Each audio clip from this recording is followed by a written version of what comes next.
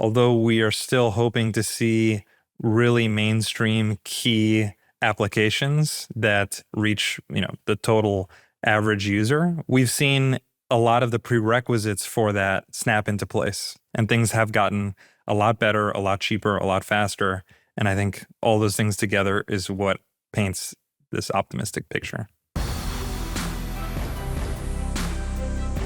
Welcome to Bankless, where today we explore the state of crypto for the year 2024. This is Ryan Sean Adams. I'm here with David Hoffman, and we are here to help you become more bankless. So, Bankless listener, what is the state of going bankless? How many people are in crypto? How are we doing? How many builders are in this space? What are overall the big trends? What products are getting used? All of these questions and the answers to those questions are contained in the report that we're about to go through in today's episode. We have two guests from A16z. Every year they put together a fantastic report. They chart the data sets over time, and we get into that data. There's a lot of visuals accompanying today's episode, so make sure you tune in via YouTube or the Spotify video feed so you can follow along with us. First, before we get into the episode, a message from our friends and sponsors over at B3. B3 Games comes from the base team, and they're getting into the world of on-chain gaming. The base chain is pretty fast, but not fast enough to build on-chain games. So they left and built B3, a layer 3 ecosystem optimized for games. Think like the OP stack, but for on-chain games. Every game can launch its own rollup on base with very high TPS and near gasless transactions, and every game is horizontally interoperable with other B3 games. With this, they are building the homepage for on-chain gaming, which you can find at basement.fun. If you've ever played in the world of Flash games or remember Miniclip Arcade and now you're into crypto, you might find yourself at home on basement.fun. Most games are hosted on B3, but the platform is actually chain agnostic. That means games can come from any chain to be deployed on basement.fun. They've already partnered with game brands such as Parallel, Mighty Bear Games, and Nifty Island to their launch, and already have over 800,000 players with 1 million wallets. Wow. Since it's on-chain, you already know you're going to be earning tokens while you play. So check out basement.fun today to start building XP. You can get there at bankless.cc/B3. This is one of my favorite episodes that we do every single year because it's just a good checkpoint for how well we doing. How are we doing? What are the themes of the industry? What are the trends of the industry? Some of these trends are new, of course, like crypto AI. I think this is the first time AI is in the crypto report out of A16z, but some trends are always the same, like active users of blockchains, developer mindshare of blockchains. So we start broad, we get pretty granular, get pretty detailed. A16z is as deep in the weeds as anyone. But then we also zoom back out and we kind of ask for a grade for how well 2024 went. And I will leave that to the suspense of the listener. So let's go ahead and get right into the episode. But first, a moment to talk about some of these fantastic sponsors that make the show possible, especially KRAKEN, our preferred exchange for buying crypto and getting it on chain. If you do not have an account with KRAKEN, consider clicking the links in the show notes to getting started with KRAKEN today. If you want a crypto trading experience backed by world-class security and award-winning support teams, then head over to KRAKEN, one of the longest-standing and most secure crypto platforms in the world. KRAKEN is on a journey to build a more accessible, inclusive, and fair financial system, making it simple and secure for everyone, everywhere, to trade crypto. KRAKEN's intuitive trading tools are designed to grow with you, empowering you to make your first or your 100th trade in just a few clicks. And there's an award-winning client support team available 24/7 to help you along the way, along with a whole range of educational guides, articles, and videos. With products and features like KRAKEN Pro and KRAKEN NFT Marketplace and a seamless app to bring it all together, it's really the perfect place to get your complete crypto experience. So check out the simple, secure, and powerful way for everyone to trade crypto, whether you're a complete beginner or a seasoned pro. Go to kraken.com/bankless to see what crypto can be. Not investment advice. Crypto trading involves risk of loss. The UNISWAP wallet is officially the preferred wallet of Bankless, and it's the one we use anytime when we want to transact on-chain. Whether you're on your browser or on the go, UNISWAP wallet makes it easier than ever to swap anytime, anywhere. Use your wallet to transfer funds directly from a top centralized exchange and tap in thousands of tokens across Ethereum and over 10 other chains like Base, Arbitrum, and Optimism. UNISWAP wallet delivers deep liquidity, fast execution, and reliable quotes with zero gas swaps through Uniswap X. And when it comes to security, you can rest easy knowing it's backed by Uniswap Labs, one of the most trusted teams in DeFi. Their code is open source and independently reviewed, so you know it's protected. So why wait? Download the Uniswap wallet today on Chrome, iOS, and Android. And don't forget to claim your free uni.eth username directly in the mobile wallet. Start swapping smarter with Uniswap.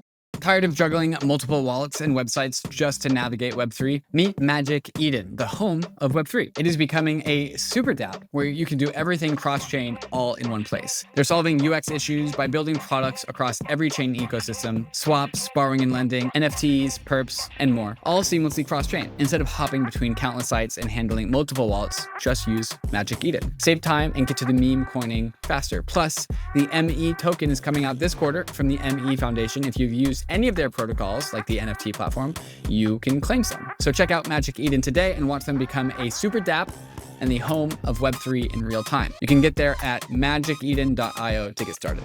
Bankless Nation, it's once again time for the State of Crypto report out of A16z. We have returning back to Bankless, Eddy Lazzarin, the Chief Technology Officer for A16z Crypto. Eddy, welcome back to the show. Thank you. Great to be here. And getting tapped in for some extra support, Daren Matsuoka, data scientist, also at A16z Crypto. Daren, welcome to the show for the first time. Thank you. It's great to be here. So there's a lot of content in here, and we're going to try and go through most of it, if not all of it. But just kind of zooming all the way out and doing a vibe check before we get and dive in deeper into some of the more granular details. State of Crypto 2024 vibe check. How would you guys summarize the vibe of this year? Eddy, let's start with you. I'd say cautiously optimistic, a little opaque for outsiders. You know, there's no one clear signal that I think's come to the surface, but for those of us tracking how things have developed and evolved in the industry, definitely positive. Daren, anything to add? Yeah, I mean, I think this report is kind of coming out at a good, interesting time. I mean, obviously, we're just a few weeks out from the election. We'll talk a little bit about some of the policy stuff that's in the report. Also, you know, there are just a lot of narratives in the crypto industry right now that I think, has created some noise. And I think what we want to do with this report is to, really take a step back, look at all the data that we have and kind of paint crypto, hopefully in the right light based on everything that's going on. And who would you guys say that this is the target audience for this report? Who is the marginal person that you're hoping actually opens up this report and learns something? Because, I mean, me and Ryan, we understand data like this. We look for data like this every single week. But I think we're trying to get a new audience to read this report. Who's the target audience here? That's a great question. I think in our minds, first, there's so much in the report that I hope everybody can pick and choose and find something that's interesting to them that they think captures the last year. But I'd say in crypto, we have so much going on, so much is transparent, but so much is hard to understand that I think the target audience for us is really mainstream people who kind of want a big picture view of what's happening in crypto, but also regulators, also influencers, whoever's looking at the space and trying to get that wide picture. Entrepreneurs are usually so specialized in their area and they're familiar with everything that's going on day to day, week to week. That's like where they live. But sometimes it's really valuable to take a step back and look at everything that's really happened. It's really easy. I think I think you guys would agree that like it's really easy to take for granted how much progress actually happens when you look year over year. Sometimes it's in areas you didn't expect. Sometimes it's exactly what you were hoping for. Sometimes it's faster, sometimes it's slower. This year, the last year, 18 months, I'd say, there's been pretty remarkable progress in infrastructure. That is why I think like the top line in my mind is that crypto activity from a variety of different angles is at an all-time high, right? Mm-hmm. Depending how you measure it, and I can say more about different ways we get to that. But that's only possible with meaningful infrastructural improvements across the space. And we have really, really seen that. Although we are still hoping to see really mainstream key applications that reach, the total average user, which, will be great. We've seen a lot of the prerequisites for that snap into place, and things have gotten a lot better, a lot cheaper, a lot faster. And I think all those things together is what paints this optimistic picture. So while we're still on the vibe check here, just before we get into some of the slides specifically, so you said, Eddy, you're cautiously optimistic, crypto activity at an all-time high. Let's just go back to the 2023 version of this report. And can we just talk about the vibe in 2023 and the diffs? As I recall, I think we were still sort of recovering from a pretty brutal bear market. What was the state of 2023? If you could kind of summarize that, and then just maybe talk about the diff and what's different this year. Yeah, I think hard to say. It's so hard to time travel yourself into the past. But I think with 2023, we saw a bunch of interesting technical improvements on the horizon. Right, that's what we were hoping for. I remember in 2023, much awaited in an Ethereum world, EIP 4844. People really, really wanted to see that. The merge had gone well, and so some key obstacles were out of the way. If you recall, I think 2023 is the last time we heard people really explicitly complaining about, for example, Ethereum's energy usage. Like that sure went away. Like, have you heard anybody No one talks about this, right? No one talks about that, right? And why? Because the problem was totally and completely solved, and probably won't come back, or definitely won't come back.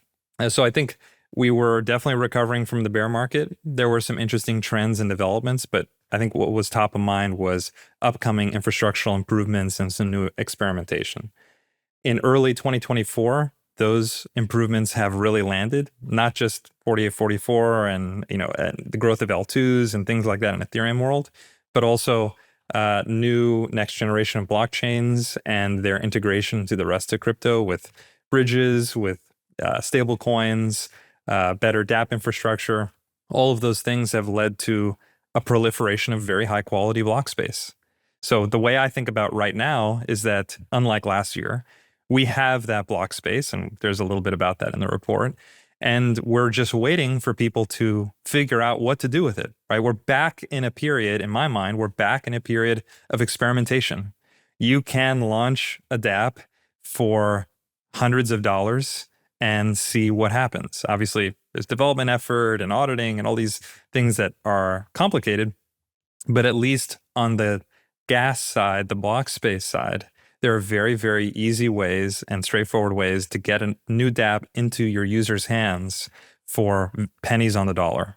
And that allows for experimentation. Experimentation leads to new apps. So it's really a matter of time, in my mind, until we find all the interesting ways that entrepreneurs will and developers will consume that glut of high quality block space across blockchains. Yeah, it's definitely an exciting time. If I recall, 2023 was, partially the state of crypto was us telling the world, hey, we're still building. It's not dead yet. We're still doing stuff over here. And now maybe 2024 is we're beginning to see the fruits of that labor as an infrastructure focus. I mean, Chris Dixon in the past has called this kind of like the high bandwidth era of crypto, where we get really cheap block space. So let's start at maybe the beginning of this report, which is a perfect place to start in the foundation, and zoom out, and let's get the high level story of how big crypto is today. And I think in one of these slides here, you've got a plot of internet users versus monthly active crypto addresses.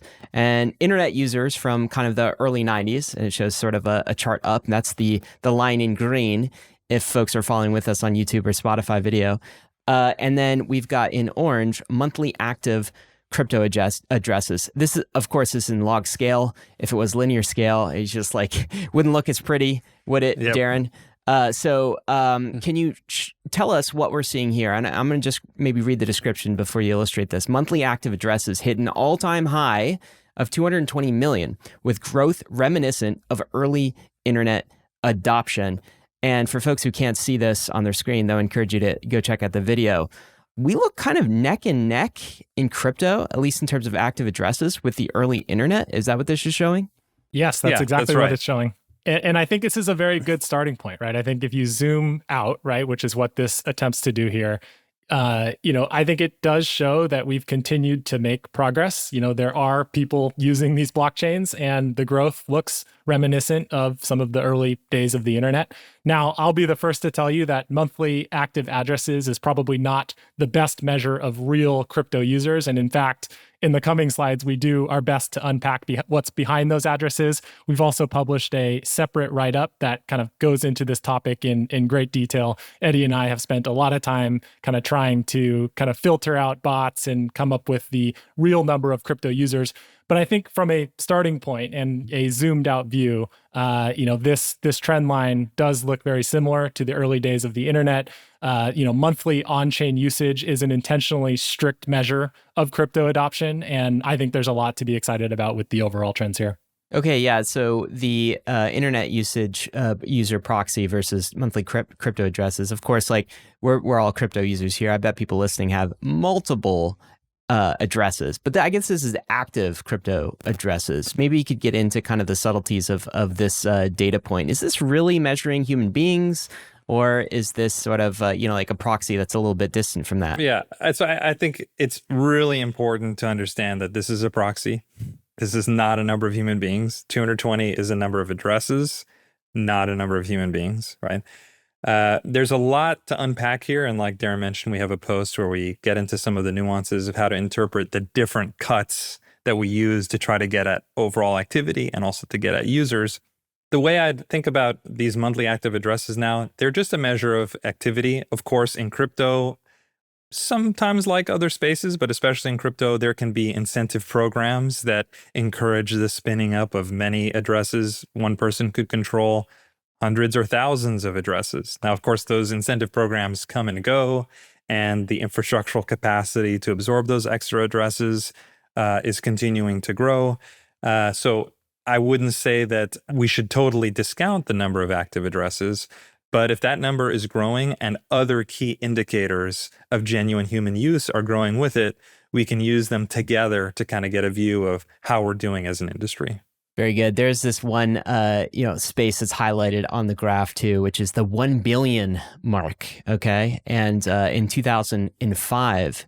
We had 1 billion internet users. And I guess if we plot this back to the early 90s, I guess it's, people have always asked this question, what year is it in internet terms? And according to this chart, it's looks like it's 1998 in crypto that year. So we're, a few years away from hitting 2005, which would be our 1 billion user mark, but we're right on track for that. One other way of measuring usage, and I don't know if you guys think this counts, is number of people that just hold crypto assets, which is different. This is what you're measuring is kind of active users on chain, right? Another way to sort of measure usage, if you consider holding crypto, using crypto, is the number of people who actually hold crypto. Is that a relevant data set that you guys have looked at? Why did you do on-chain addresses rather than just users holding crypto? Well, so actually there is another slide where we do have the number of users just holding crypto. I think that should be slide 8 or so. But I want to make sure we have really clear is that when we hit 1 billion active addresses, we will still be well shy of 1 billion active users, right? Those are different numbers. And it's a little bit tempting, I know, to try to look at these lines and say like, oh, this is like we're replaying history rhymes and so on. I totally get it. Although I'd say there's reasons to believe that the adoption patterns will be quite different, right? On the one hand, crypto industry adoption should be a lot easier because it's just software, right? We don't fundamentally need to lay cables and so on, which was necessary for internet adoption. On the other hand, we already have the internet. We can adopt via the internet. Exactly right. But then on the other hand, there have been meaningful regulatory headwinds, and additionally, there are competing internet services that already offer some of the things that crypto services want to offer. So I think it's very nuanced, and it's the purpose of the trend line is just to show what does very rapid growth look like? What does very rapid growth of web scale technologies look like? So we can kind of measure ourselves and get a sense of if there are huge meaningful differences. Regarding the number of crypto owners, this slide here for those watching shows the number of estimated global owners, monthly active addresses, and monthly mobile app users, which are all sort of declining in size, right?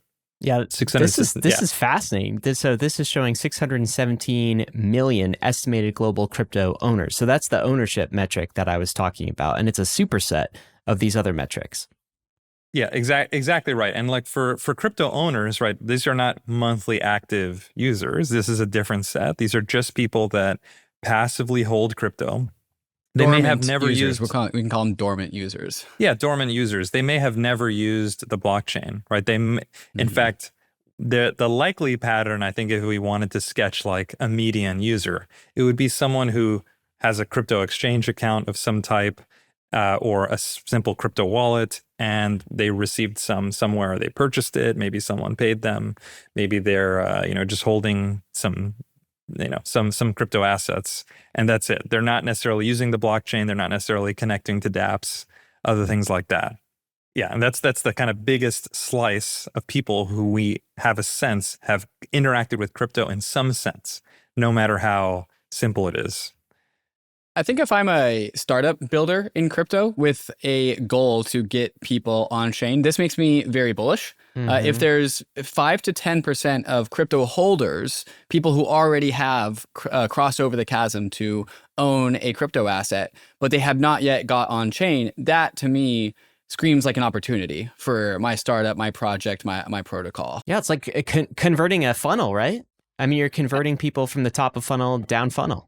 Absolutely. And actually, if you look at there's another data point here, which is not on this slide, which is just the total number of internet users. And it's, something like 5+ billion. But if you look at the just total growth opportunity on a percentage basis of bringing people on chain, meaning converting the existing crypto owners into active crypto users, that opportunity is actually bigger than growing the whole pie of people who just simply buy and hold crypto, right? And so I think this data really presents the opportunity for the industry to re-engage some of these passive holders, that only 5 to 10%, and actually kind of see how do we bring people on chain. I think this is one of the most surprising data points in the report for me, and presents, I think, what the real opportunity is for our industry.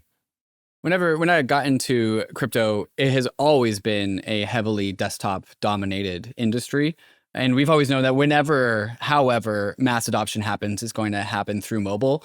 And in this report on slide 7, you guys have a mobile wallet usage actually dominated by Nigeria, India, and Argentina.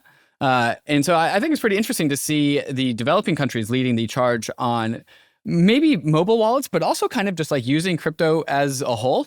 Daren, what would you say this slide tells us about just the adoption of crypto? Totally. I mean, I think crypto has become increasingly global, right? You can see it right here in the geographic trends on mobile wallet users. The US once had a majority share. It's now less than 15%. You mentioned Nigeria, India, Argentina. Some of these emerging markets really are capturing a majority of usage from the data that we can capture, which I just think goes to show that crypto is global. It has become more global. It's continuing to become more global. And I think that's actually something to be really excited about.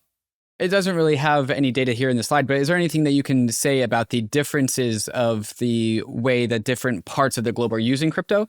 The United States is using crypto in this one fashion, and maybe Nigeria, India, Argentina are using crypto in a different fashion. Is there any data that you can pull out here?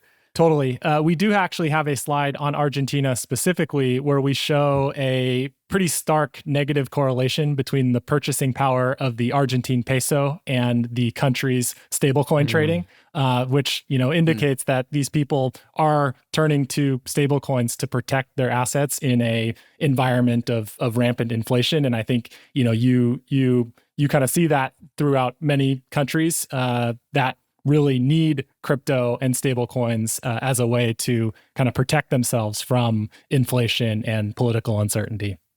Yeah, that's slide 19. But yeah, I'd say, so to totally agree with that point. It's hard to know exactly. I do know some sort of anecdotal things that I've seen little slices of data to support, but I've heard that internationally, mobile wallet use is much more common than desktop use, and that the international payments and remittances, as well as stablecoin holdings use cases, are very, very popular. And this makes sense. I mean, I was just talking to someone who runs a remittance business that is a business that helps facilitate payments between small businesses in Latin America, and they were explaining to me that a bunch of their customers, and keep in mind, this remittance business is not a crypto-specific business. They were telling me that a lot of their customers are coming and demanding to make stablecoin payments with Tron, right? USDT Tron payments. And what's very funny about that is that Tron, as we know, and USDT have been around for quite a while, but they're far from the best in terms of gas costs. Transmitting some stablecoin on Tron costs at least a couple dollars. But these small businesses saw that as a massive savings compared to their other options. So it just makes me really excited because as we have even better technological options than that, and better stablecoin regulation and all these other things that would really increase the quality of that experience, I can only imagine how even smaller and smaller businesses, even larger businesses, and even more sophisticated use cases become something that becomes very attractive to international users. Okay, so the summary to the question of how big is crypto today is it's pretty darn big.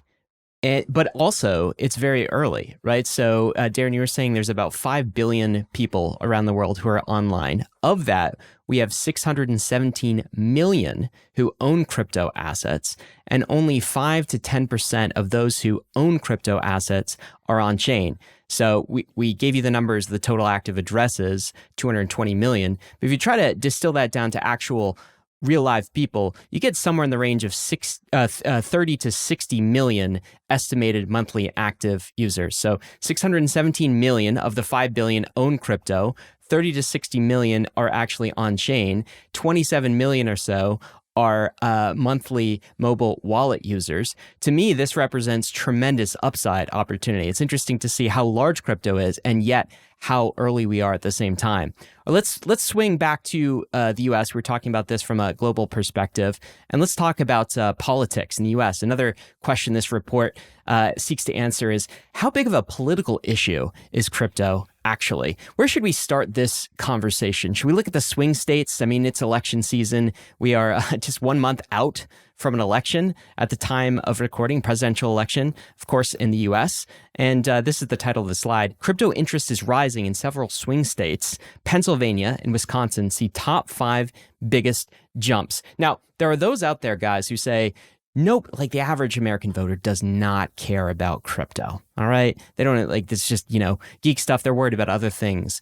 What data sets have you uncovered in your report? What does the data say about, how big of a political issue crypto actually is in the US? Yeah, I mean, I think it is a huge political issue now. We see major politicians now talking about crypto as a key issue in their campaigns. We're a few weeks out from the election. And I don't think it's a surprise that all of this political support comes in an election year. As we know, this is shaping up to be a very tight race that will likely be decided by a handful of counties in a handful of swing states. And so we wanted to look at some data on those states. We pulled Google Trends data where we looked at crypto-related search interest over a basket of terms from 2020 to 2024, specifically the change in rank. And we looked at all 50 states and pulled out the ones that had the most increase in interest and the ones that had the most decrease in interest from 2020, which was, of course, the last election. And we found that Pennsylvania and Wisconsin were top 5 biggest changes in this relative search interest. Michigan was a top 10 state, which, I think, just speaks to the fact that there are crypto supporters in these states. And, this may be why we're getting this. We're seeing these tailwinds on the policy side of things this year. Yeah, importantly, in these swing states, and I know this following the election over the last month or so, it's just gotten increasingly narrow. When you combine the relevance for crypto for voters in these swing states with the narrowing of the election, Daren, Eddy, is there any indications could crypto decide this election? How close is that statement to becoming true? Well, that's a pretty bold statement, but I'd say this is that it's clear that it's going to be a very close election, and that every topic could end up being the marginal topic. It's hard to say.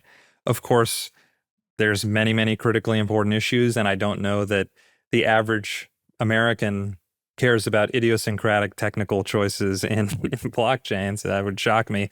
But they do care about innovation. They do care about the quality of our regulations. They do care about maintaining the United States advantage in technology, which has paid dividends to our country. So I think it's not too surprising to me that it's bubbled to near the top of issues that may be new types of issues that people are talking about. Flipping over to slide 17 here, still in the politics category. I think this slide shows how and why crypto is a political issue, both domestically and internationally. The title here, Stablecoins Can Strengthen the US Dollar's Position as its Global Reserve Currency Status Slips. And it kind of shows the status of the US dollar in the global economy, but then it shows the share of US dollar stablecoins in the crypto economy. There's a very big discrepancy between these two things. Daren, maybe you can walk us through this gap here. Yeah, I think maybe to start, right? I think most people understand that the US dollar's status as a reserve currency gives the United States a tremendous amount of power. But a lot of that is actually under threat from these foreign sovereign digital currencies, these CBDCs. And I think this slide shows that the opportunity for the United States is kind of sitting right in front of us, and it's crypto-based stablecoins. Over 99% of stablecoins are denominated in USD. This split is unusually high, as you can see with the foreign exchange reserves, which are in decline, international debt, loans, and payments. And so rather than kind of the US developing its own central bank digital currency, why not embrace what's kind of sitting right there, which is these crypto stablecoins, which are already denominated 99+% in USD to kind of strengthen the position of the U.S. in an environment where it really is under threat. And I think that's what this slide and the data tries to show. And following up to the next slide, slide 18, it shows stablecoins as the 20th largest holder of U.S. debt. Now, Wow. 20 is not a high number, but also the existence of stablecoins is also very young. We are right ahead. Stablecoins is right ahead of Germany in terms of holding United States debt. And I'm assuming this number is going up, like soon will be 19, soon will be 18. That's my bias. Yeah. That's my guess. Where do you think this number tops out at, Eddy? Do you think we United stablecoins, US dollar stablecoins comes in at number one in the future of the largest buyer of US debt? Well, that's a wider ways in the future, but it's honestly, if we end up using if we end up using blockchains to track balances of stablecoins, and they serve some very significant advantages for their holders, then there's little reason to believe that that countries wouldn't want to hold on blockchains as well. That could be a potentially attractive option. I don't know where this tops out, but given the trend, given the advantages of having things on chain and what that affords to countries, I think it's definitely going to increase.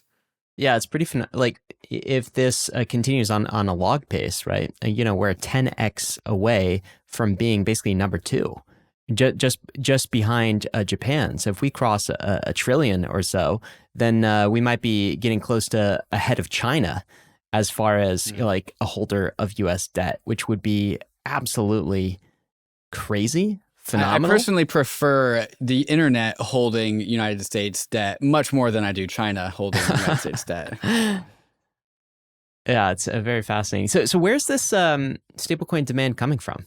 I think this part of this section actually kind of reverts back to what we were talking about earlier with Argentina, which is where it's circling back to the next slide 19 here. Like, why is this dollar demand on internet blockchains such a strong force?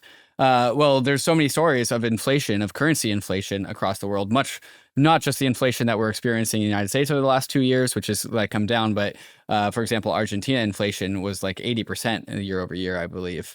So I kind of want to just full circle us back to the story of stablecoins. One of the main use cases of blockchains is providing currency debasement from fiat currencies. One of the core offerings of blockchains is to allow people disintermediated access to digital assets. And you can imagine for someone who doesn't have a high quality bank account, being able to just go and buy, just by having internet access, stable coins or other types of assets is an incredibly high quality offering.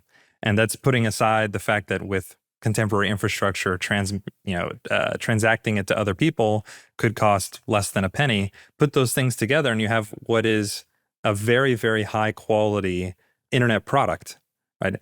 We have to take it in its full context. Stablecoins are, in my opinion, are just the beginning. And you could imagine all kinds of different exposure to all kinds of different assets across all kinds of different jurisdictions being very attractive to people who don't have a very sophisticated financial infrastructure at their disposal. It can also, connecting this to the political discussion, can also see this being very attractive to U.S. politicians who are looking for, other purchasers of U.S. debt and to maintain dollar dominance. I recall in a congressional hearing David and I watched just a few weeks ago, Maxine Waters even, said something about, hey, we got to do some deal making. We got to get this stablecoin thing across the finish line. It does feel like that stablecoin legislation is increasingly moving in a bipartisan way. And of course, if you're in a country like Argentina, where you've got massive currency debasement, the old promise of crypto, which is like Swiss bank in your account. Well, this is actually a US bank in your account, which is pretty good if you live in Argentina. So I could see lots of global demand. I could see bipartisan support. I could see this just getting started. One monkey wrench in like the works here might be, do other countries actually want the U.S. to sort of invade their territories, right? Because you'd think many countries around the world want to maintain their sovereign, independent, fiat system. They don't necessarily want to dollarize, and yet if the dollar is kind of invading via route of the internet, do you think there might be some reaction to that, some legislation to try to keep it out and push it out? Yeah, it's a great question, and of course, Daren and I do not represent the State Department, so we can't speculate on exactly what they would prefer to do. But I would say at a very high level, offering people more choice may force governments to compete to give them better services, better monetary policy, better access to financial services in general. And I think that is probably a global positive, although of course it's very nuanced, and we'll have to see how it plays out. All right, getting into what Eddy here called the vibe of 2024, infrastructure, some crypto native trends here. I want to ask what the state of the Ethereum fee economy is, because I know that this was a big theme starting pretty aggressively in 2021 and 2022, and then kind of went away with the bear market. But since demand for block space has returned, we've actually been able to see a new equilibrium in terms of the fee economy in the Ethereum ecosystem. Daren, can you kind of just walk us through the state of the Ethereum fee structure as it has been over the last year? Sure. Well, one data point that we've been tracking, we've actually included it in every State of Crypto report that we've done for the last 3 years, is the percentage of fees, of total L1 fees paid by rollups. And that number was really up only. I think it was like 1% in 2022, and then 5% in 2023, and then it was peaking at over 15%. And then it dropped off of a cliff right after EIP 4844 or proto-dank sharding, which significantly reduced the costs for L2s. As Wait, we are we know. seeing that in the chart? That drop, Daren? Yep. We are, that? yeah. It's the light blue line here going Oh, up I to see. 15% Yep. and then just completely falling. I was distracted by the ETH denominated. So in ETH denominated terms, I guess it's not much of a change. Exactly. We also show that figure because we want to make it clear that this drop was a result of cost reduction, not lack of L2 adoption. And I think the overlay here between those two numbers really paint the picture of what has transpired here. Fees like L2 has continued to gain traction in the Ethereum world.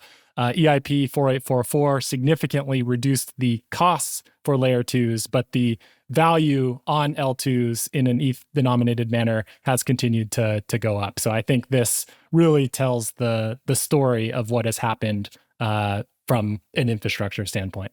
What can we say happened as a reaction to this? Did we get more total activity across all of these layer 2 networks, or did usage stay flat? When fees went down, what happened? Well, at first, right, because it's early and it's hard to take advantage of that extra supply, there is a modest increased sideways, right? But that happened right in late March. But I think if you track the mega gas per second consumed by all the L2s on Ethereum, there has been a significant growth in how much state in the capacity that's being utilized. And that's just a general pattern in how new supply is adopted and incorporated in technology in general. This is just always the case. We're definitely near or at all-time highs in terms of how much gas is being consumed in Ethereum world, let alone the rest of crypto. Eddy, how would you explain that to somebody who doesn't know what gas is, or really like EIP 4844, dank sharding, all of these kind of crazy crypto terms? If like your mom or grandma or cousin or somebody was asking like what this means, how would you explain it to them? They made a faster computer. Beautiful. And I would maybe also add that we have this slide here. I think the real important question to ask is like, what does this actually mean for the end users of these blockchains, right? And I think it becomes very clear when you just take the simple example of trying to send US dollars internationally, right? Without crypto, you could use an international wire transfer and pay, roughly $44. In 2021, you could have used USDC on Ethereum mainnet, and using the average gas price paid roughly $12.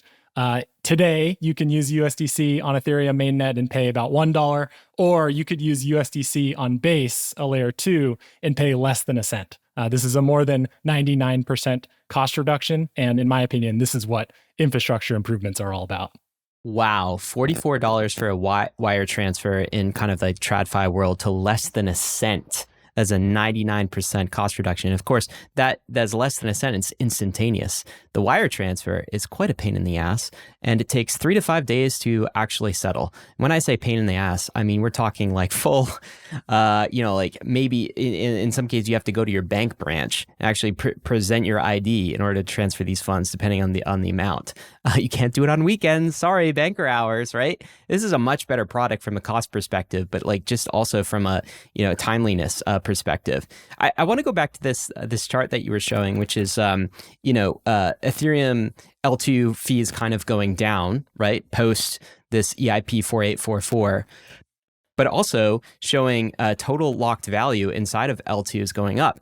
There's something hidden, I think, in this chart, which is there's an interesting debate in crypto, which is like, did Ethereum just like, outsource its execution layer to L2s that are, parasitic to Ethereum's ability to accrue value? And I think what you can see in this chart is actually perhaps, now this is ETH denominated value, which is still useful. It's not just showing ETH, but it's also other token value. But perhaps the strategy is working where Ethereum transaction fees go down for L2s, but it's able to export Ether into these various economies as a unit of value. And these economies grow and continue to expand and start to consume more Ether. That is like the Ethereum bull case right now, which is basically like you trade off the fees in the short run, but you export Ether as a monetary asset. And seems to be, maybe I'm reading too much into this, but seems to be what this graph is actually showing. Do you have any thoughts on this?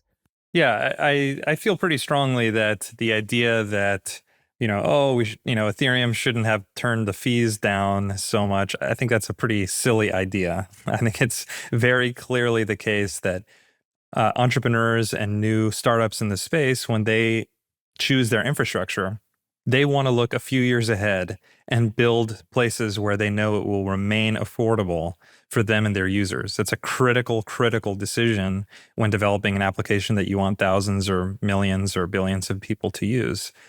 Even today, some people worry that there is not enough capacity on Ethereum L2s. Right? So the idea that fees would be maintained artificially high and that would be a long-term benefit is kind of absurd to me. The reason why fees are so low now is just that it hasn't been very long since we got blob space, the extra sort of fast lane or bus lane, so to speak, for capacity in Ethereum, and we still haven't reached the target where all of that extra blob space is consumed. But based on the current trend, and we don't have a graph on this in the report, but you can find it yourself somewhere, based on that trend, we will reach the point where that extra blob space is being consumed very soon, maybe in a matter of months, maybe early next year. I'm not exactly sure, but we undoubtedly probably need more. Some leaders in the Ethereum space have called for an expansion of the blob target, so actually increase that capacity even more, despite the fact that right now we're not utilizing all of it. And that's specifically because of what I was saying. New projects want to see that there will remain capacity when they bring all their users and usage online. So to me, there's just no question there ought to be more capacity as much as possible. There is no such thing as too much supply in the space of software and creative space where people will figure out how to use it. Mark my words. That is like the clearest thing I could say. People will figure out how to use the space. New projects are coming online to the MANTLE Layer 2 every single week. Why is this happening? Maybe it's because MANTLE has been on the frontier of Layer 2 design architecture since it first started building MANTLE DA, powered by technology from EigenDA. Maybe it's because users are coming onto the MANTLE Layer 2 to capture some of the highest yields available in DeFi, and to automatically receive the points and tokens being accrued by the $3 billion MANTLE treasury in the MANTLE reward station. Maybe it's because the MANTLE team is one of the most helpful teams to build with, giving you grants, liquidity support, and venture partners to help bootstrap your MANTLE application. Maybe it's all of these reasons all put together. So if you're a dev and you want to build on one of the best foundations in crypto, or you're a user looking to claim some ownership on MANTLE's DeFi apps, click the link in the show notes to getting started with MANTLE. Imagine a future where AI and blockchain converge, where decentralized intelligence operates transparently with Web3 infrastructure, unlocking boundless human potential. And that future is here with Zero Gravity, the first decentralized AI operating system.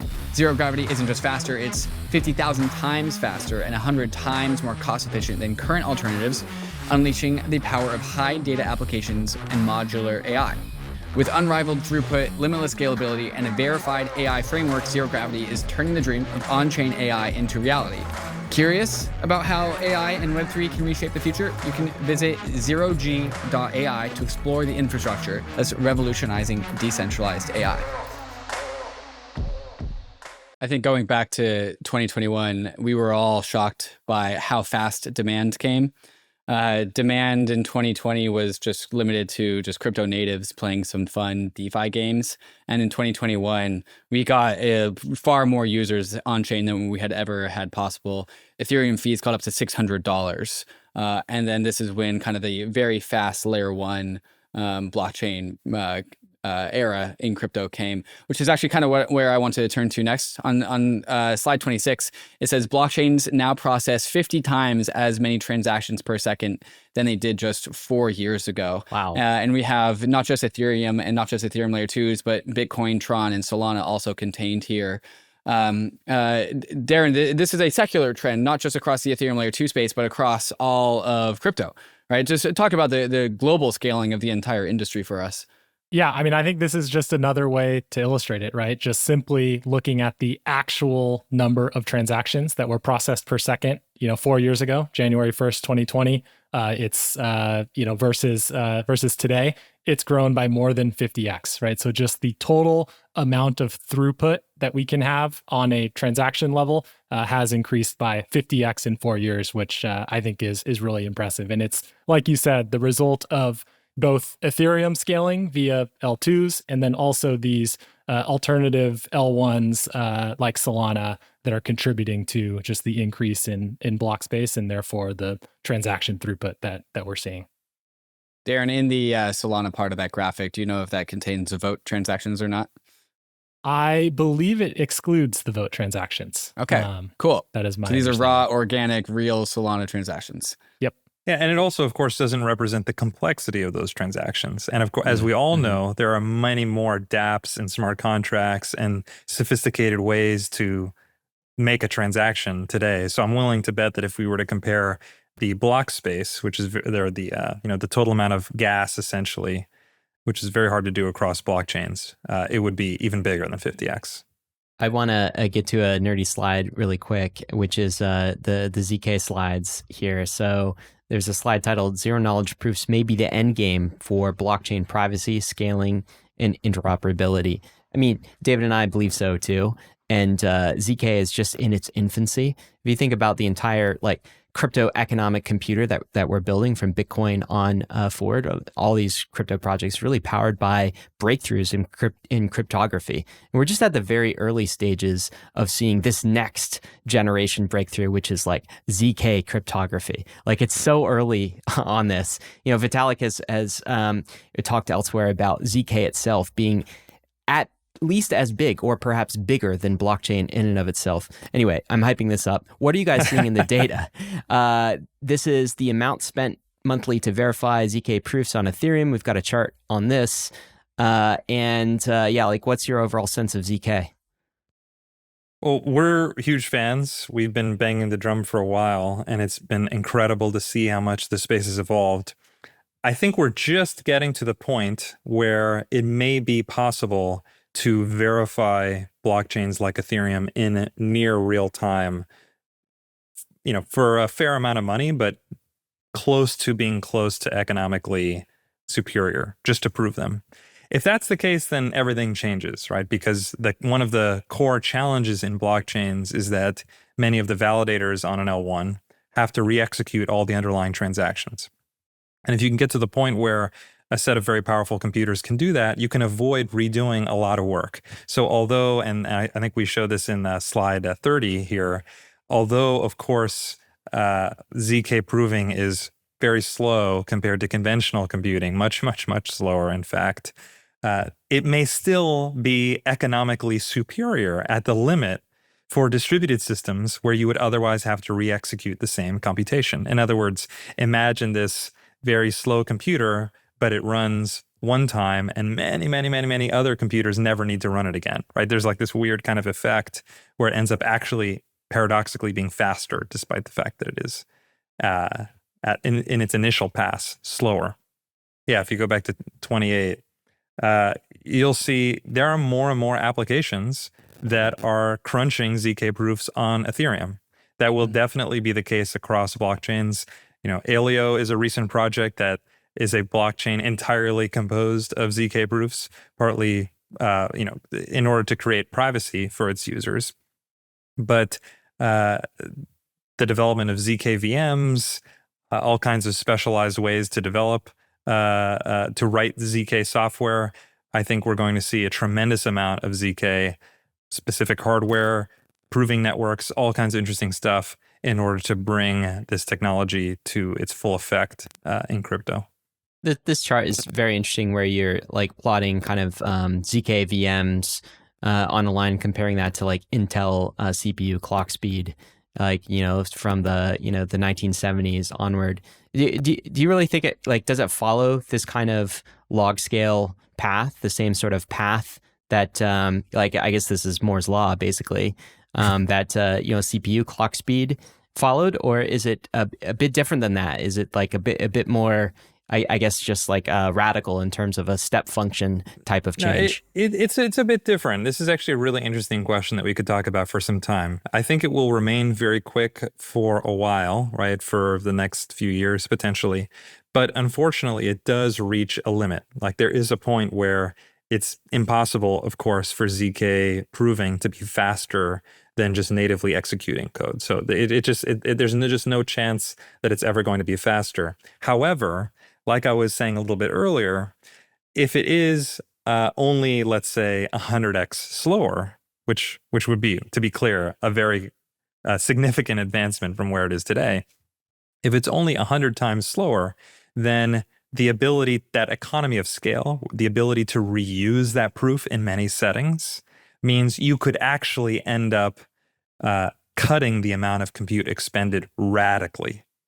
Right, so it doesn't actually need to be faster than a native computer in order to provide extreme economic savings.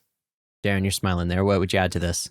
I'm smiling because I think this is a somewhat of a humbling slide. Eddy and his team have been working really hard on these ZK virtual machines, and there's a lot of really smart people working on these problems. But it's funny to kind of show it on a graph in the kind of pre-1960s mainframe era on the classic Moore's law chart for microprocessors. And so I think it's a bit of a humbling slide. We're in 1998 with respect to crypto. Maybe we're in the 1960s with respect to ZK technology, huh? Something like this. Yeah, that's right. With the nuances that Eddy, of course, described here, but it is a bit of a fun, humbling slide. It's hard to really capture this in the slide, but ZK has been a term thrown around in crypto as long as I've been in crypto in 2017. I think the first time I even used a ZK application was ZK Sync in 2019 to donate to Gitcoin. But even since then, ZK really hasn't been broadly deployed just because it's needed to have a lot more of like research development and just production readiness. But the vibe, again, I'm going to have to check you guys because this is a report with like stats and numbers and facts. But my vibe is that really like ZK is really starting to actually hit the pavement. Like the rubber's meeting the road here in 2024. Is there anything you can add to that to make that a little bit more fact-based rather than vibe-based? Yeah. I'd say just 2 years ago, there were no open source ZK VMs. That is to say, virtual machines where you can write general code and after you execute the code in that ZK VM, out comes a proof of the execution, a proof of what happened in that program, a very succinct proof. There were 0 of them 2 years ago. Of course, there were a few efforts to develop them, but none of them were out there. None of them were open source. Today, there are at least 3 or 4, and they're high quality, and they're getting way, way faster. Projects like RISC-0 and Succinct have developed their ZK VMs, which are fantastic. Of course, selfishly, we have a ZK VM called Jolt, another open source one using a different set of cryptographic technologies than the others. But it's now become a thing that is possible to develop by relatively small teams. They're getting way, way faster, way, way easier to use. And I genuinely expect that in the next year, we'll see a handful of very high quality applications that use these ZK VMs when they did not exist even a year and change ago. I think reasoning about ZK and imagining what ZK can do can kind of be kind of hard for somebody that hasn't pounded their head into like white papers and podcasts for 10 hours, 100 hours in a row. Eddy, Daren, could you guys just like illustrate what frontier we're unlocking when we have production ready, efficient ZK VMs? Like what's out there that's useful and cool and impactful upon the internet? Well, the high-level principle is that you'll be able to prove what a computer did when it gives you a result. That's it. You can just know what it did. Of course, in a blockchain context, knowing exactly what a computer did is a critical part of security, right? It's knowing that things went according to plan and that the blockchain or the program ran according to its specification. That's one of the core value propositions of blockchains generally. But maybe more intuitively, you can think about this applying to artificial intelligence or something. When you give an AI a prompt, whether it's for an image or for some text, how is it that you know, how do you know that this is exactly what that AI model was supposed to put out, as opposed to having its output influenced by an attacker or someone trying to influence you, or even an advertiser, right? You want to know how this thing came about, what the program was that did it, without having to just trust the data center or the computer that it came from. I don't know if you guys follow this stuff at all, but there's a lot of very spooky stuff out there with, for example, deep fakes and impersonators. That kind of highlights to me that you never really know what's on the other end of the line, so to speak. And ZK, at least by its succinctness property, makes it very easy to know and to verify that exactly what happened on the other line. Yeah, I think ZK is going to be absolutely transformational. I think crypto natives might see it like in smaller ways, like earlier than they may think as well. It's like I was just talking to the co-founder of Succinct at a conference. They've like teamed up with Conduit. And they've got a way to just like basically convert optimistic rollups like on the OP stack to ZK rollups. And it's like the tangible benefit for a crypto user is, of course, with the optimistic rollup, if you ever want to withdraw, there's like a 7-day waiting period for fraud proof. If that just gets converted to a ZK rollup, that's pretty much instant. Like you're talking within minutes. You have that, like fully proven. And so we'll see it impact us in marginal ways too. Although that's a pretty big delta from 7 days down to like, minutes. Okay, so let's talk about the apps now, the key applications. Everyone's like, hey, where are the apps? What's crypto doing? This slide is very interesting, and it sort of denominates crypto usage by category. So we see decentralized finance, 34%. We see stablecoins, 32%. We see infrastructure that contains bridges, oracles, smart contract wallets, that sort of thing, 14%. Token transfers, 13%. Centralized exchanges, 3%. Gaming, 2%. NFTs, 1%. Social, under 1%. Summarize the slide for us. First of all, how did you acquire it? This is based on daily active addresses and sort of what types of things they're doing on chain, what types of activities that they're getting up for, getting up to. And what does this say? To me, this kind of looks like, oh, it's still about, money. It's still about going bankless. It's still about like the finance thing. But what are your takeaways from compiling this data, Daren? Yeah, so first of all, the data came from Artemis, which tracks a number of different blockchains, although I will say some of the kind of emerging behaviors in terms of gaming and social tend to happen on specialized chains at this point, which may not be included in the full data set. But I do think, right, it is pretty clear that the main types of activity today in crypto are still DeFi and stablecoins. They make up a majority of share. And things like gaming and NFTs and social still are very much emerging. And there's actually some interesting new behaviors that we're starting to see that we talk about later in the report as a result of things getting cheaper and the infrastructure improving. But I think today it's fair to say that DeFi and stablecoins still dominate most activity on the main blockchains. Something that's been a pretty big narrative this last year is this crypto AI intersection. So this is slides 37, 38 for people following along. The title here, blockchain can address some of the most pressing challenges facing the AI industry.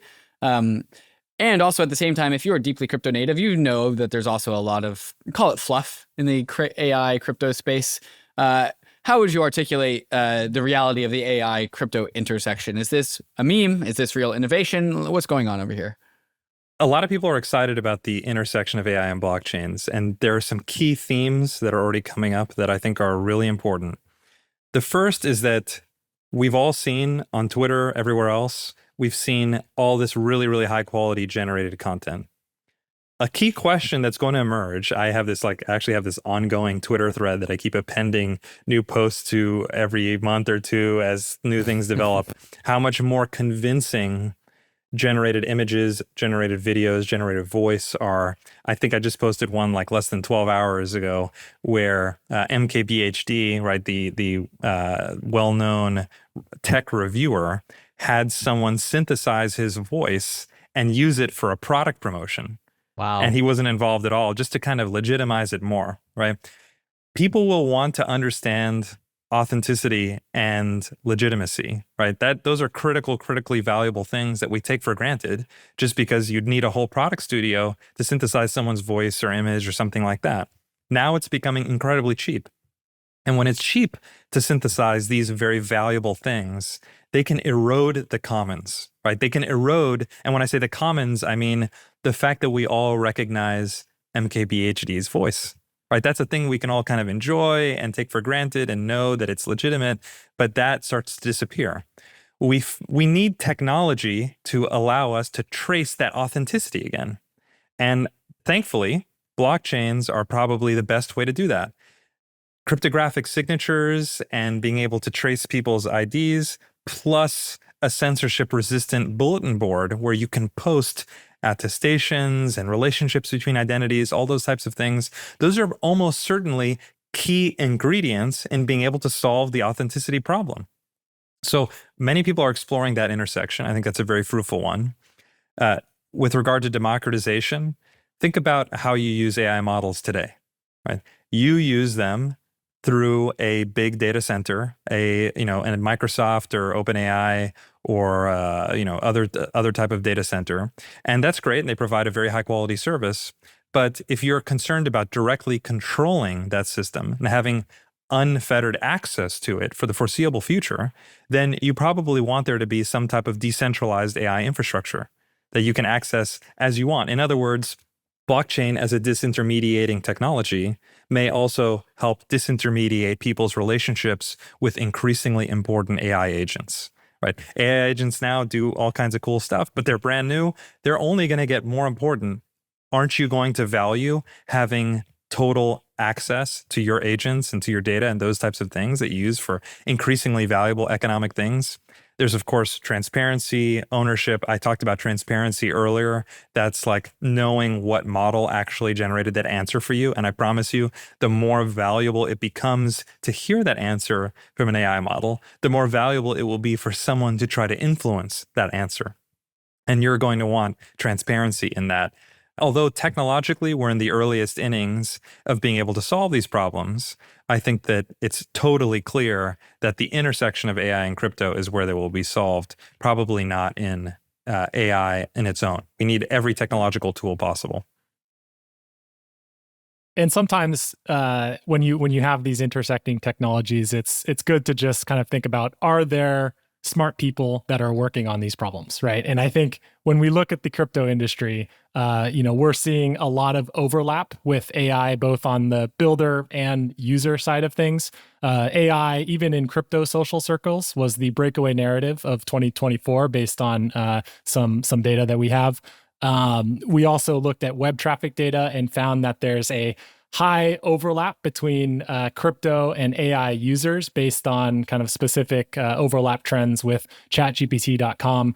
These top kind of crypto websites are right up there with the AI companies themselves in terms of using ChatGPT, which indicates that both crypto and AI are frontier technologies. And as a result, there's likely to be a large overlapping user base, which I think just speaks to the fact that we will likely continue to see a lot more people building at the intersection of these two technologies.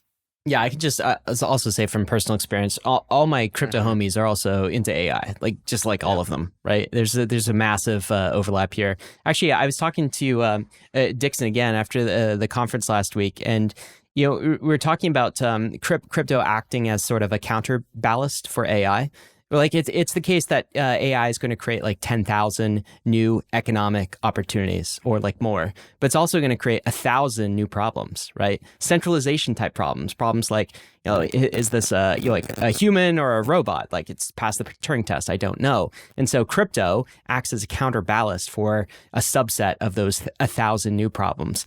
We're going to need crypto for all of these new AI, both opportunities and problems that they essentially cause. Okay, well, let's go to something that is near and dear to David and Mai's heart, which is this idea of going bankless. This is a metric that we track often, almost on our weekly basis, though it doesn't change that much on a weekly basis. This is the market share of decentralized spot trading versus centralized spot trading since the birth of DeFi. So this is only a 4-year-old metric. DeFi, summer 2020, basically, DEX trading as a percentage of centralized exchange trading. I refuse to say sex. I'll say it here. Sex trading is it used to be 0% 2020 and now has climbed to above 10%. It's almost hit upwards of 15%. It's on a steady trajectory upwards. And again, this is DeFi eating CeFi, which you love to see it. Software eats the world. We like when decentralized software protocols eat centralized software protocols. That's what this entire crypto movement is all about. I just wanted to pull this slide up and just show it again, because I think this number is going higher. I think this number is going to go 30%, 40%, 50%, 60%. I can even see it going 80% plus. Of course, we are bankless. We are biased towards, DEX trading, of course. But do you have any perspective on this data set, and where do you see it going? There are a few key limiting factors, right? That for decentralized exchange trading, there's always been the gas cost, which is an extra fee, right, on top of the swap. There's the challenge in the UX and just figuring out how do I handle my wallets and custody and things like that. Where do I find the liquidity and all those things? Every one of those dimensions has improved over the last year, and as those dimensions continue to improve, it's hard to imagine why it wouldn't, why decentralized exchanges wouldn't continue their growth in market share, particularly because they provide so many safety benefits, right? That's the interesting thing, right? Is you don't need to take that exchange for granted.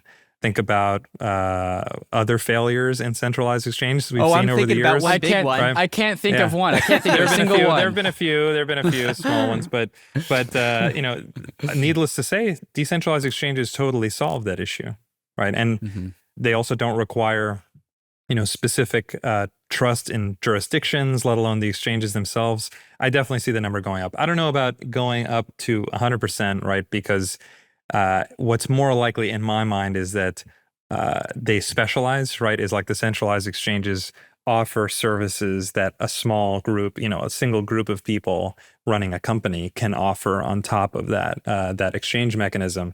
And then the decentralized exchanges may be specialized toward the cases where, you want to minimize your trust assumptions, maximize the security, maximize composability with the rest of crypto, things like that. So, but I definitely see this number going up as those obvious points of friction disappear.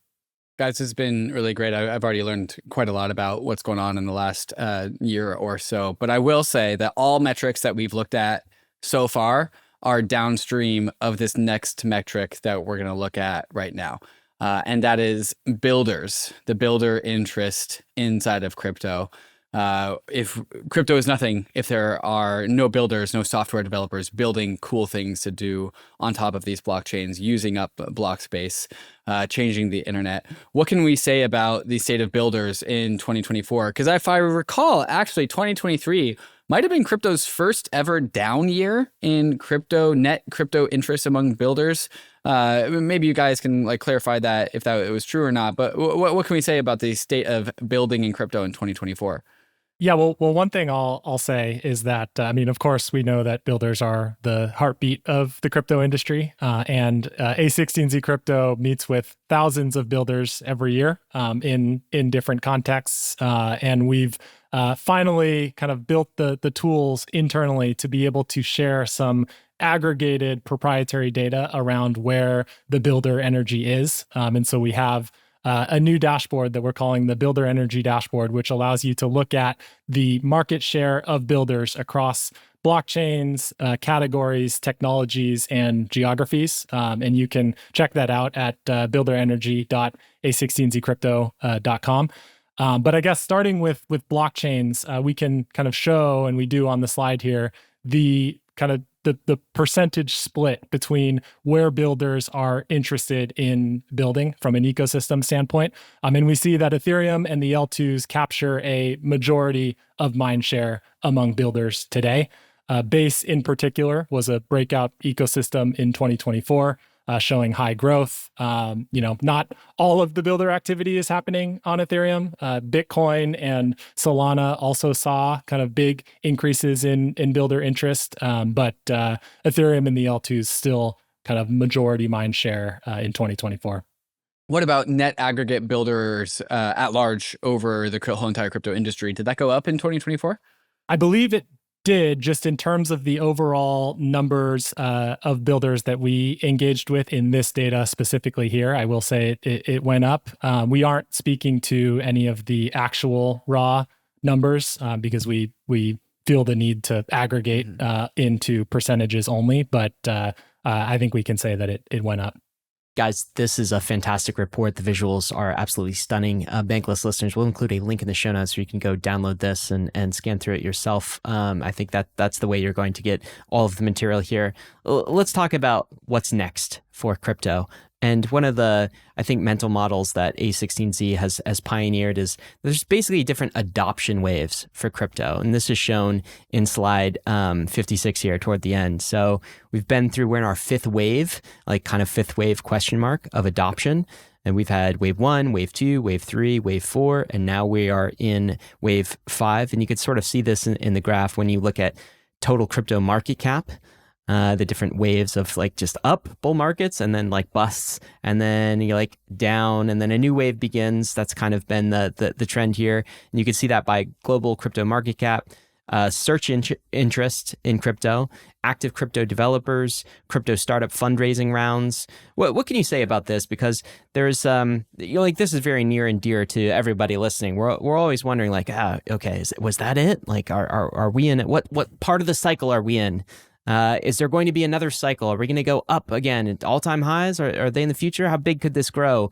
Any reflections on this fifth wave that we're in? First of all, is the data basically pinpointing that we're in a fifth wave of adoption? And like, where does this lead? I think the markets, from an outsider's point of view, the markets look very chaotic. But I think the way that we think about these markets is that there's actually some underlying order to all this madness. We call it the price innovation cycle. And the idea is that when prices go up, people get interested, developers build, and then new products kickstart the next wave. We've seen this now 4 times since Bitcoin's inception. And I think there is a question of, are we in the fifth wave? And, I think it is actually a little bit hard to tell because, while prices have gone up, it's hard to say, is it a function of net new interest and innovation, or is it more of the external factors like the ETFs and the political tailwinds? So I think there is a question, which is why we have the question mark there of, are we in the fifth wave or not? But I do think the quality of builders that we're seeing, the product pipeline that we have visibility into is very strong. And as ChatGPT showed us, it really only takes one product to kickstart an entire industry. And so we'll see what happens. I think the jury's still out there. What do you think, Eddy? Fifth wave? Yeah, I'm not sure that we are, to be honest. I mean, it looks impossible to say, right? You can only kind of know in retrospect. So take everything I'm saying with a grain of salt. But I tend to think that right now we've had some very positive developments, like the ETPs and so on, like Daren alluded to. But we have a lot of very powerful headwinds, like regulatory challenges and lack of clarity. The upcoming elections. People are holding their breath, right? Lots of price volatility as a result of macroeconomic volatility. I think that it's hard to say. I tend to think that we've mostly just gotten over the doom and gloom of 2022 and 2023, right? There was some very, very serious, we were in the middle of recovering from some centralized exchange meltdowns. We were realizing how challenging the regulatory environment was going to be. And I think those things really dampened interest. And I think we've kind of gotten over that now. But we are still a little bit of a ways away from those breakout applications that lead the way, that show people exactly what it means like to make a breakout application that creates a ton of value for users, that mainstream people can access and use, that really is global and decentralized in the way that we all aspire to. So I'm not quite sure we're there yet. Hard to say. Being in crypto feels like we are fighting a war on 17 different fronts all at once. And 2023 and 2024 were definitely emblematic of that. We had the political front, we had the infrastructure front, we had the app front, we had just like the user mindshare front. And each one of these things, I think we made varying degrees of progress, as you kind of just noted, Eddy. But when you summate the year as a whole, how would you say, how strong of a victory or lack of victory did we have? Like, did we have a 10 out of 10 dub? Maybe a 4 out of 10, could have done better. How would you summarize how well we have done on the list of to-dos, the very long list of to-dos that we have as an industry in 2024? I think we've done extremely well in terms of scaling blockchain so far, and adjacent technology like ZK. That's exceeded my expectations. I think we have not done as great as I wanted, but positive in terms of improving the UX. By improving the UX, I mean, of course, like abstracting gas completely, abstracting and simplifying custody, simplifying the way people interact with multiple networks, right? Like those problems are in some ways getting better, in some ways getting worse, right? I think we've done better than I thought on stablecoins, and we've done a lot better than I think everybody expected in terms of regulation.